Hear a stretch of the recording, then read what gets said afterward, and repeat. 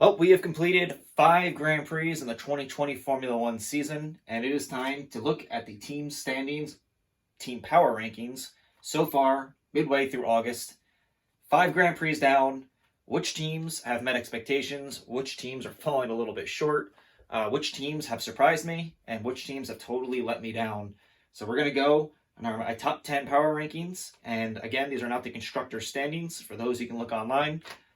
These are my assessment of how every F1 team has performed through 5 Grand Prix and who I think might be on the rise and who I think really needs to pick it up. So getting it started, the only team that I will not be using their actual logo for, Haas F1. We look like a bunch of wankers, and so far through 5 Grand Prix, that's pretty accurate. So Haas F1 is sitting on 1 point, so they are not last in the constructors' standings right now.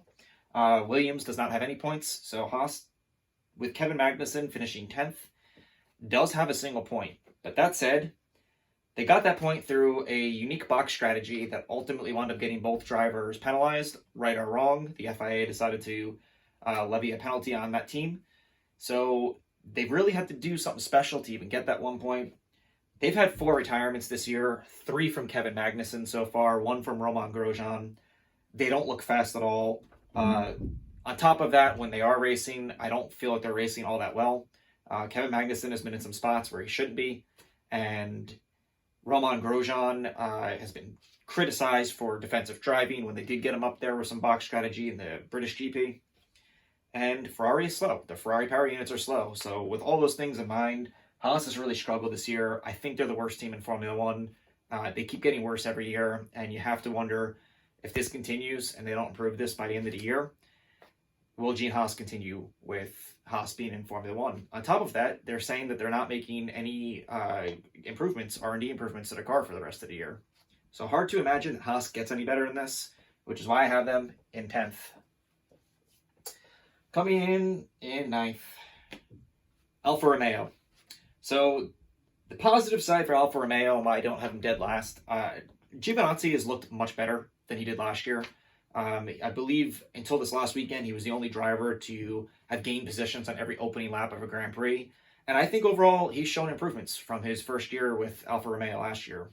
On the other side of things, Kimi Räikkönen is struggling. He's had some pretty poor finishes this year. I looked at a pretty good analysis of Kimi's running, and based on the equipment that he's running in, I don't know that Kimi's running necessarily bad, but Kimi used to be able to get a little bit more out of cars that are underperforming, and in this situation, Alfa Romeo is another one of those Ferrari power united cars that are just not running very well, and it's been really disappointing to see Kimi qualifying in 20th and 19th and running in the back of the pack every single day. And, Giovinazzi has shown some improvement, but overall, this team does not look very good, and I think they're just kind of going the wrong way for me right now. Coming in at number 8, I've got Williams. So Williams does not have any points yet, and these two teams do. So why do I have Williams up in 8th place? I'm looking at power rankings right now, and for me, Williams has shown significant improvement from last year.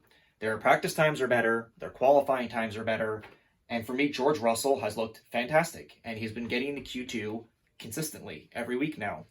That's not something we saw from Williams at all the last 2 seasons. They've looked dead in the water every single race, by far the slowest team, and that's not the case this year. And George Russell made a comment, I believe during the British GP, that it was really nice to be on the attack, and that he thinks it's the first time in his Williams career that he's able to overtake other F1 cars, other than the other Williams car. So for me, they deserve to at least be in 8th because they're not the worst team in F1 anymore. They've shown signs of improvement, and George Russell is a bona fide star once he gets in some good equipment down the line. 0 points, but they're going to beat Haas by the end of the year. To be honest with you, I believe Williams will find themselves in the point in 1 Grand Prix, and I do think that Haas isn't going to get another point this year. So I've got Williams at 8. Number 7, AlphaTauri. So AlphaTauri Honda has had kind of an up and down season for me. On one hand, I feel like Pierre Gasly has had a great start to the year. The 70th anniversary GP this weekend was a disappointment. He qualified really well in 6th, winds up 11th behind his teammate in 10th. But overall, I felt like Pierre Gasly has really elevated this team and made them a pretty solid contender. And I really wouldn't be surprised if this is one of those back-running teams that still finds their way into a top 5 and possibly a surprise podium this year. And I think Pierre Gasly is a guy who can do that, assuming that he remains at AlphaTauri for the remainder of the year, which that's up to what's going on with Alex Albon. But I think that they've shown some really solid sides. On the other side of that, Kvyat could use some improvements. I don't think he's been quite as good as Pierre Gasly. He hasn't been that far off of him, but I think that he's underperforming for what these cars can do. So because of that, I can only put them at 7th. If both drivers were running as well as Pierre Gasly, I'd have them higher up. But they're kind of around where I expected them to be. Maybe a spot lower than where I think they're going to end up this year. But for now, I've got them in 7th. In 6th, Renault. So they look improved to me, which is why I do have them ahead of AlphaTauri. Daniel Ricciardo has looked fast in practice, has qualified really well this year, and the results just aren't coming for this team. But overall, I think their speed is better than it was last year and even the year before. To be honest, I think if they were showing this type of speed and improvement last year, Daniel Ricciardo might not have signed for McLaren. That said, Esteban Ocon, for me, has been a little bit of a letdown. I think that he needs to improve. Ricciardo has looked competitive and like someone who could finish in the top 5 on almost a weekly basis, whereas Esteban Ocon is kind of battling to get in that top 10 almost every race. So I'd like to see him step it up and improve a little bit. But overall, I think they're in a good spot to keep improving all year long. So they get the 6th spot for me. Coming in at number 5, Ferrari. The most controversial team of the entire season, as far as I'm concerned, is Ferrari. Ferrari are so far off where they were 1 year ago, it's honestly shocking. And coming into this season with the drama surrounding Sebastian Vettel being a lame duck driver, the anticipation of Carlos Sainz moving to this team next year, has just been amplified by the way they've run. Their speeds are way off. Everyone knows that. But you have one driver in Charles Leclerc who is getting more out of that car every week, has managed to podium twice and could have podiumed for a 3rd time on Sunday, finishing 4th. And then you have another driver who is a champion of this sport in Sebastian Vettel, who looks uninterested, is unhappy, and is not running well. And so for those reasons, Ferrari can't be higher than 5. And the only reason why I have them at 5, I really wanted to have them down here based on the drama around that team. The only reason why I have them at 5 is because of what Leclerc has been able to do in that car. He has been able to 100% elevate the performance of that car from where it really should be. We look at the bottom of the standings, these are all Ferrari-powered cars, and the only reason is that Charles Leclerc has put this team on his back and brought them up to 5th. There were so many reasons why this team, I think, might still crash down these standings, but when you have a driver like Charles Leclerc who's racing way out of his mind right now, and they've gotten it right with his strategy, maybe wrong with Vettel's, but they've gotten it right with his strategy, he's able to get that team up in 5th right now, which is honestly generous.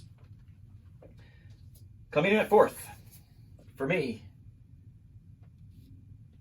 Racing Point. So Racing Point's had an interesting season. We come into this with the pink Mercedes and everything that comes with the controversy around that. We know they're going to be docked points and docked money for the protests that Renault's been putting on them. But they've been fast. They've been very fast in qualifying, very fast in practice. They've had some issues with Checo getting, testing positive, but Hülkenberg came in. He practiced well, qualified well, had an amazing qualifying this last Sunday, and I thought he had an okay race. I do think that Racing Point has let the team down, their drivers down, I should say, a little bit on their strategies. Lance Stroll could have podiumed a few times this year already. And Hülkenberg should have been battling for that top 3, I think, a lot during the 70th anniversary Grand Prix. I don't think they got the strategy right, the tire compounds right for him, and he winds up, battling for around a 6th, 7th place there instead. And on top of that, I think Racing Point, their qualifying practices, they look great, and then the race pace seems to fall off. Lance Stroll's had some good runs, but 5 races in, based on the speeds that we've seen from them, I do think they should have podiumed by now. And it will be interesting to see if they get closer to that podium or if they keep falling down these standings as other teams start to catch up to them. And you also wonder the penalties and protests against them, how much that might be affecting Racing Point. But kings of qualifying and practice right now for me, they're not quite there for racing yet, which is why I can only put them in fourth. In third, McLaren. McLaren had a fantastic start to this season. And a lot of that was driven by Lando Norris, who has been absolutely thrilling to watch this year. Last lap Lando, scenario 7, let's keep it going. Not so great at Silverstone. They did struggle at Silverstone, which is why I don't actually have them higher. And I understand there's some teams behind them that have more points than them. But McLaren is so far improved from where I thought they would be last year that it's hard not to have them in third. And I think they're going to continue carrying that momentum throughout the rest of the season. They did struggle at Silverstone. There's no doubt about it. They finished further back in both races than I was hoping they would. They didn't qualify as high as I was hoping they would. But their first 3 races for me are why I still have them up in third. And I do think that Carlos Sainz has not even come close to hitting his potential of what he can do. And Lando Norris just keeps getting better and better every week as far as I'm concerned. So keep an eye out for McLaren. Again, these are power rankings, by the way. These aren't standings. So I could have McLaren keep moving up if they keep up with the momentum from the beginning of the year. But if they continue racing the way they did at Silverstone, they will also drop. Number 2. I have Mercedes at number 2. Lewis Hamilton looks great. And we all knew he was going to look great. And he's going to win a ton of races. He's going to break Schumacher's record this year. And to be honest with you, he's going to easily win the Drivers' Championship this year again. However, Valtteri Bottas finished out of the points, and he finished out of the points very poorly due to tire compound issues in the British Grand Prix. And he also qualified on the pole for the 70th anniversary Grand Prix and only finished third. This is a one-car team for me right now. And I know that's really harsh to say, but Valtteri Bottas started off this season with a win, and I was really hoping he would be challenging Lewis Hamilton for a title this year, and that these drivers would be going back and forth. And it just seems that Mercedes cannot get it right for Bottas on strategies. He seems to always be the driver that's not attacking at the end, but defending for his life. Or the driver that has the puncture with 2 laps to go and winds up in 12th. And I think that needs to change for Mercedes to be in that number 1 spot. Speed, pure speed-wise, they are better than every other team on this board by a lot. We all know that. No one's close right now. Red Bull may be a little close, but they're not that close. Both these cars should be far and away better than everyone else on this board.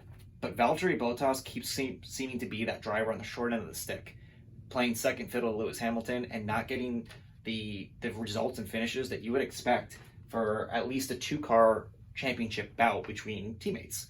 And for those reasons and the results that they had at Silverstone, with Bottas finishing third after getting the pole and finishing 12th in the British Grand Prix, to me they drop back.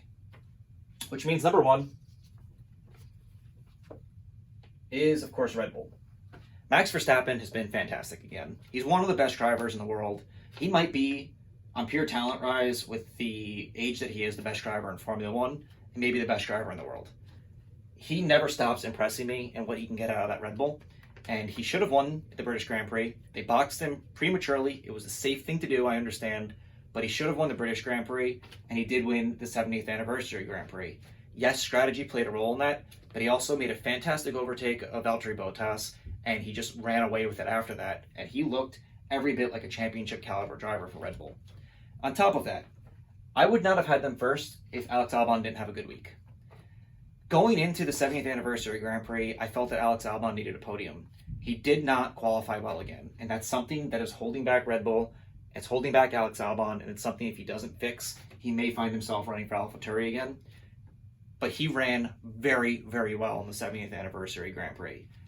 And he raced that car up to 5th, and he was impressive doing it. And more importantly, he raced significantly better than Pierre Gasly. Having him up in that top 5, getting the run that they got out of him in that race, along with Verstappen leading the majority of that race and winning it, Red Bull's on the rise to me. And I honestly think that you're going to see Alex Albon podium in the next 1 or 2 Grand Prix, maybe even win. And I think you're going to start seeing Red Bull start chipping away at Mercedes this year, based on the fact that team strategy-wise, driver-wise, and speed-wise, they're catching up. I think they're ahead strategy-wise and maybe driver-wise with Verstappen. Speed, they're still behind Mercedes, but the fact that they were able to win the way they were able to win and look so good through 2 races at Silverstone. They're number 1 for me right now. So if you come across this video, please give me a like and a subscribe. Let me know if you agree with my power rankings. Where would you have everyone? Let me know why you think I'm wrong. And I will talk to you in the comments and see you in the next video. Thank you for watching.